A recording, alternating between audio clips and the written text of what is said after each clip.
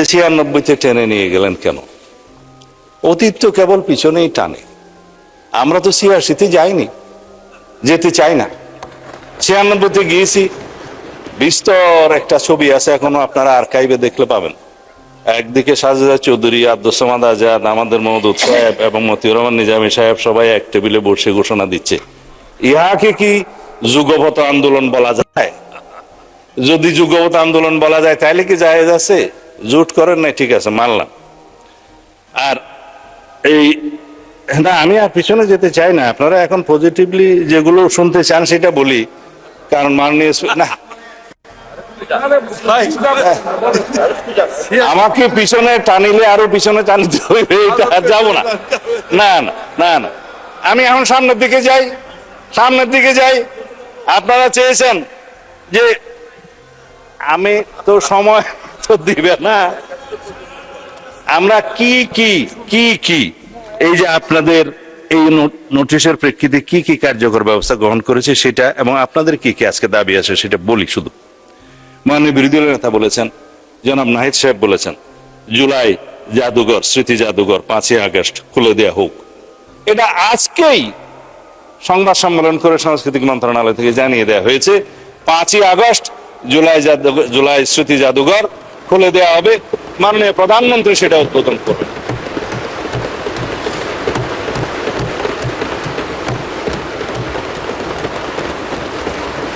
বলেছেন ভাতা প্রদানের কথা জুলাই যোদ্ধাদের জন্য, যে ভাতাগুলো মুক্তিযোদ্ধা মন্ত্রণালয়ের মাধ্যমে দেয়া হয়, সেই শহীদ পরিবারকে এককালীন 30 লক্ষ টাকা করে দেয়া হয়েছে।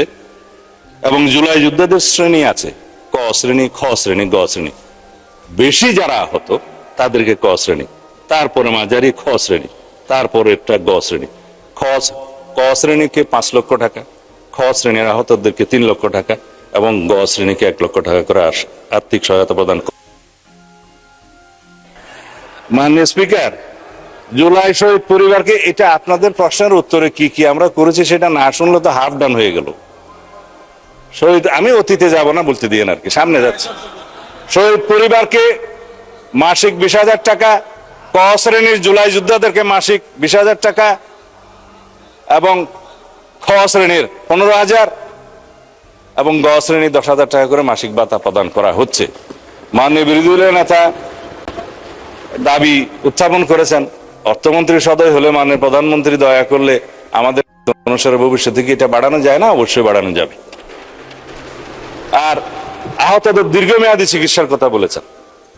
আমরা নিজেরা যখন ইন্টারিম গভর্নমেন্টের সময় চলছিল, মাননীয় প্রধানমন্ত্রী তখন দলের চেয়ারপারসন, ভারপ্রাপ্ত চেয়ারপারসন, আমাদেরকে প্রত্যেককে নির্দেশ দিয়ে আমরা পঙ্গু হসপিটালে যেখানে যেখানে যাওয়া আমাদের সামর্থ্য অনুসারে আমরা সব সময় চেষ্টা করেছি তাদেরকে সহায়তা করার, বিদেশে চিকিৎসা দেওয়ার।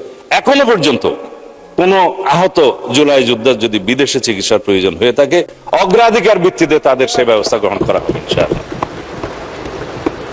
জুলাই ফাউন্ডেশনের কথা বলেছেন মাননীয় বিরোধী দলের নেতা। জুলাই ফাউন্ডেশন এখনো পর্যন্ত আছে, বজায় থাকবে এবং জুলাই ফাউন্ডেশনের উত্তর সেটার কর্মকাণ্ড বৃদ্ধি করার জন্য এবং জুলাই ফাউন্ডেশনের মাধ্যমে তাদেরকে কি কি আরো সেবা দেওয়া যায় ভবিষ্যতে সেটার যথাবিহিত ব্যবস্থা করার জন্য ফাউন্ডেশনের যে তত্ত্বাবধায়ক মন্ত্রণালয়, তারা সেই ব্যবস্থা গ্রহণ করবেন। মাননীয় প্রধানমন্ত্রী সম্মতি দিয়েছেন। অধিদপ্তর আছে আলাদা। আমরা এই আমাকে একটু বলতে দিবেন তো, তাহলে আবার আপনার সময় দিতে হবে। যাই হোক, আমরা জুলাইয়ের চেতনাকে ধারণ করি, রাজনীতি করি না। আমরা জুলাইয়ের চেতনাকে ধারণ করে কোনোদিন রাজনীতি করতে চাই না এবং সবাইকে নিষেধ করব এই জুলাই বাংলাদেশের সকল মানুষের, যারা ফেসিবাদ বিরোধী গণতান্ত্রিক আন্দোলনে, দীর্ঘ 17 বছরের আন্দোলনে যারা শহীদ হয়েছেন, গুম হয়েছেন, খুন হয়েছেন, মামলায় হামলায় জর্জরিত হয়েছেন, তাদের সবারই এই জুলাই, সারা সমগ্র বাংলাদেশের মুক্তিকামী মানুষের এই জুলাই। আমরা এই জুলাইকে ধারণ করি। কৃতিত্ব যেন আমরা কেউ দাবি না করি। যারা 71-এর চেতনা নিয়ে ব্যবসা করতে করতে, রাজনীতি করতে করতে আজকে দুলাই গিয়ে কি যেন দিল্লি গিয়ে ঠাঁই হয়েছে, সেই অবস্থা যেন আমাদের কারো না হয়।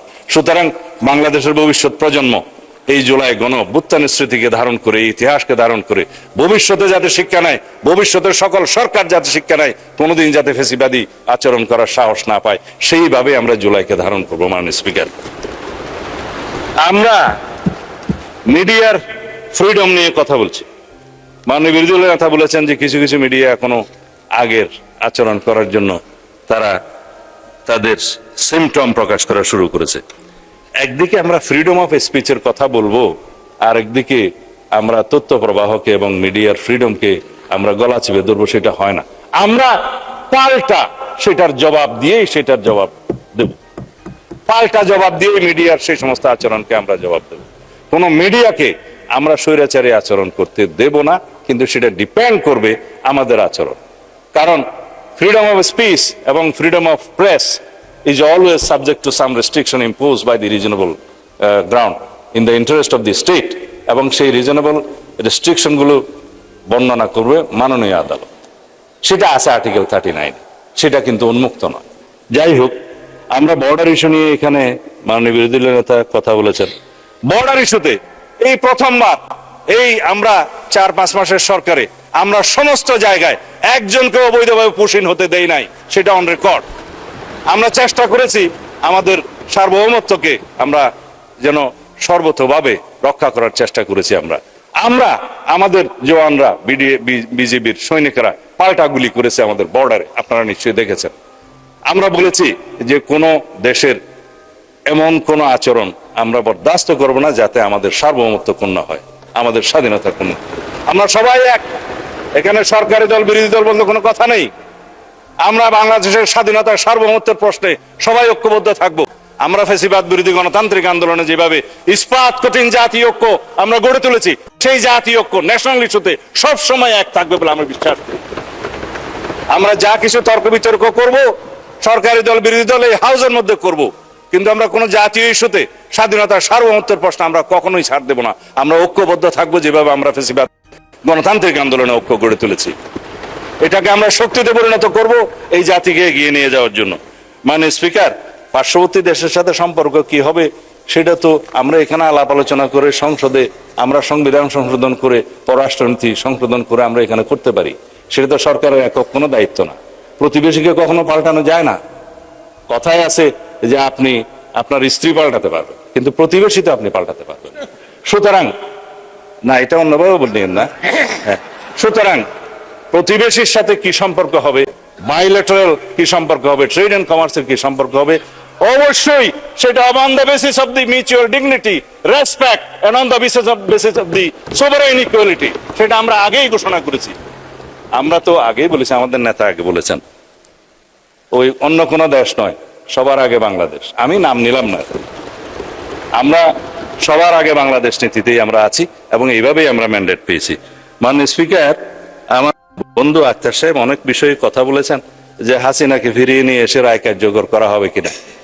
হাসিনাকে ফিরিয়ে নিয়ে আসার জন্য ইন্টারিম গভর্নমেন্ট থেকে শুরু করে এই পর্যন্ত আমরা তাগাদাপত্র দিচ্ছি as per the extradition treaty with the পার্শ্ববর্তী দেশ আর কি, নেইবারিং কান্ট্রি। সেই এক্সট্রাডিশন চুক্তি অনুসারে, টিটি অনুসারে আমরা তাকে ফেরত চাই। আমরা চাই তিনি ফেরত আসুক, বিচারের মুখোমুখি হোক। তবে আইনমন্ত্রী বলেছেন তাকে আসলে অ্যারেস্ট করা হবে এই জন্য যে শি ইজ অলরেডি কনভিক্টেড, সুতরাং তার আত্মসমর্পণের সুযোগ নাই। তিনি আসলেই তাকে গ্রেফতার করা হবে, রায় কার্যকর করা হবে। যদি আপিলের কোনো সুযোগ থাকে সেটা অন্য কথা, আইন আদালত বলবে। আর বেনজিরকে কি ইন্টারপোলের মাধ্যমে গ্রেফতার ইন্টারিম গভর্নমেন্ট করতে পেরেছে মাননীয় স্পিকার 2 বছরে? আমরা করেছি 3 মাসের সরকার আসার। সেই বেনজিরের সমস্ত কাগজপত্র 30 দিনের ভিতরে দিতে বলেছে সেই গভর্নমেন্ট, আমরা 3 দিনের মধ্যে দিয়েছি। আমরা অপেক্ষা করছি কখন তাকে ফেরত নিয়ে আসতে পারবো। আমরা হাদির হত্যাকারী 3 জনকে আমরা ফেরত চেয়েছি, সেখানে অ্যারেস্ট অবস্থায় আছে, তাদের বিরুদ্ধে মামলা চলছে। আমরা চেয়েছি সেই গভর্নমেন্টের কাছে এক্সট্রাডিশন চুক্তি অনুসারে কাগজপত্র পাঠিয়েছি। আশা করি তাদেরকে আমরা ফিরিয়ে নিয়ে আসতে পারবো। ফিরিয়ে নিয়ে আসলে পূর্ণাঙ্গ তদন্ত হবে এবং সেভাবে চার্জশিট হবে। আমাদের আন্তরিকতার কোনো ঘাটতি নাই। এখন আপনারা বলেন ট্রাইব্যুনালের সংখ্যা বাড়াতে হবে। আমরা পার্শ্ব করে ইন্টারিম গভর্নমেন্টের সময় একটা ট্রাইব্যুনাল থেকে 2টা ট্রাইব্যুনালে নিতে বাধ্য করেছি। এখন যদি প্রয়োজন হয় ট্রাইব্যুনালের সংখ্যাও বাড়বে, প্রসিকিউশনের সংখ্যা বাড়বে, ইনভেস্টিগেশন টিম বাড়বে, লজিস্টিক টিম বাড়বে। আমাদের প্রধানতম উদ্দেশ্য হচ্ছে এই দেশে ন্যায় বিচার প্রতিষ্ঠা করা। 1400 শহীদ হয়েছে, এটা জাতিসংঘের রিপোর্ট, কিন্তু এটা আমরা জানি 2000-এর বেশি। আহত হয়েছে 30,000-এর মতো মানুষ। তাদের সকলের ন্যায় বিচার নিশ্চিত করা হবে ইনশাআল্লাহ। যে বিচারগুলো এখানে আমরা শুধুমাত্র আইসিটি কোর্টে পেন্ডিং আছে দেখলাম, তার বাইরেও অনেক সাধারণ মামলা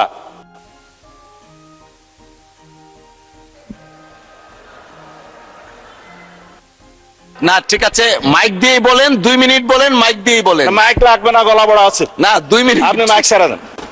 যে মামলাগুলো পেনাল কোডের আন্ডারে বিভিন্ন জায়গায় মামলা বিচারাধীন আছে, সেই সমস্ত 800 কতজন শহীদের তালিকা আমি এখানে পেয়েছি। মুক্তিযোদ্ধা মন্ত্রণালয় যেটা করেছে সেই তালিকা অনুসারে প্রত্যেকে তো আর মামলা করে নাই, যারা মামলা করেছে তাদের সমস্ত মামলাগুলো পেনাল কোডের আন্ডারে সমস্ত জায়গায় চালু আছে। সেই মামলা ইনশাআল্লাহ সমাপ্ত করা হবে। যে মুক্তিযুদ্ধ মন্ত্রণালয় থেকে একটা কাগজ আমার কাছে আছে, শহীদের সংখ্যা তারা গেজেটভুক্ত করেছে 843 জন, এবং বিভিন্ন শ্রেণীর ক, খ এবং গ শ্রেণীর আহত সব মিলিয়ে আছে আপনার 15,212 জন, এর মধ্যে শহীদ সহ। এই 15,212 জনের মধ্যে শহীদের সংখ্যা 843 বাদ দিলে বাকি সবাই আহত, গুরুতর আহত এবং অন্য গ শ্রেণীর আহত। তারা যদি মামলা করে ব্যক্তিগতভাবে, যারা করেছে তাদের সংখ্যা এখানে আছে, আমি কাগজ ঘাটতে হবে, তো সেই মামলাগুলো এই বিচারের মধ্যে। যারা জুলাই শহীদ, জুলাই যোদ্ধা, আহত যোদ্ধা, যারা 2 চোখে অন্ধ হয়েছে, 1 চোখে অন্ধ হয়েছে, তাদের অবশ্যই যদি মামলা করে তাদের মামলা ন্যায় বিচার নিশ্চিত করা হবে। কিন্তু যদি সরকার পক্ষ থেকে মামলা করা হয়ে থাকে, সেই মামলাতেও বিচার হওয়ার সম্ভাবনা আছে। আমি আশা করি যারা শহীদ পরিবার আছেন, যারা আহত জুলাই যোদ্ধা আছেন, তারা প্রত্যেকেই তাদের ন্যায় বিচারের জন্য আদালতে যাবেন। ইনশাআল্লাহ আমরা ন্যায় বিচার নিশ্চিত করব। এর বাইরে যে সমস্ত তথ্য আমার দেয়া ছিল, সময়ের অভাবে আমি আর দিচ্ছি না। তবে আজকে এই ইস্যুটি যিনি এনেছেন, জুলাই শহীদদের মধ্যে 829 জনের বিপরীতে থানায় মামলা হয়েছে 751টি, অপমৃত্যু 1টি, সিআর মামলা 33টি, আন্তর্জাতিক অপরাধ ট্রাইব্যুনাল 48টি। এগুলো বিচারাধীন আছে। আমিও একজন বিচার প্রার্থী হিসেবে আইসিটি কোর্টে মামলা করেছি, সেই মামলা এখনো তদন্ত বাকি আছে। তবে আওয়ামী লীগের দল হিসাবে যে বিচার করা হবে সেই তদন্ত এখন গুরুত্ব।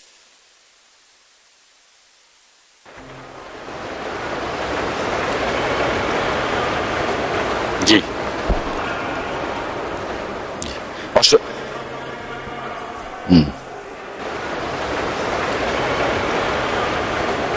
জি